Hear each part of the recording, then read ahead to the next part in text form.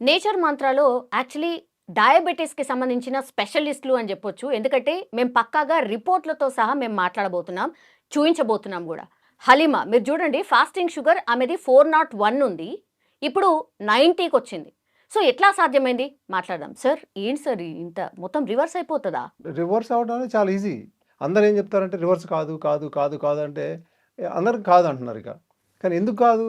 మరి వాళ్ళ అలవాట్లన్నీ ఎక్కడ రాంగ్ స్టెప్ ఏసారో అందుకు కదా వచ్చింది 401 హలీమాకి. ఏవో తిని ఏదో లైఫ్ స్టైల్ అనేది మొత్తం కంప్లీట్ కొలాప్స్ అయిపోయిన లైఫ్ స్టైల్ అది. హ్మ్. మరి ఇప్పుడు దాన్ని తీసుకొచ్చి మనం ఎక్కడైతే షుగర్ లేనప్పుడు ఏవైతే అలవాట్లున్నాయో, ఏదైతే నేచర్ నుంచి మనం ఇప్పుడు అన్ని ఇస్తున్నామో, అక్కడి నుంచి కదా మన లైఫ్ స్టార్ట్ కావాలి.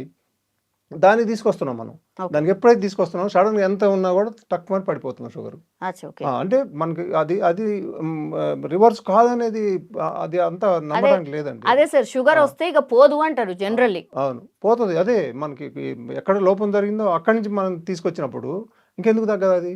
అందుకే అలా మరి అంత ఇదొక్కటే కాదండి. చాలా రిపోర్ట్స్ ఉన్నాయి అట్లా. హ్మ్. ఆ! స్పెషల్లీ మనం హలీమాని తీసుకుంటున్నాం గాబట్టి హ్మ్. ఎన్ని రోజులలో కంట్రోల్‌లోకొచ్చింది సార్? ఈమె కొన్ని టైం ఎక్కువ తీసుకుంది. అంటే ఎక్కువ లెవెల్ ఉంటే తొందరగా తగ్గిద్ది చాలా మందికి. కానీ ఈమెకేమైందంటే ప్రాబ్లమ్ ఆమెకి ఇన్సులిన్ ఉంది. ఒక 66 మళ్ళా టాబ్లెట్లున్నాయి చాలా. మళ్ళీ వీక్‌గా ఉందామె. ఇయన్నీ ప్రాబ్లమ్స్ ఉన్నాయి. దానికని కనీసం ఒక 3 మంత్స్ అలా పట్టింది ఆమెకి. 4 మంత్స్ పట్టింది.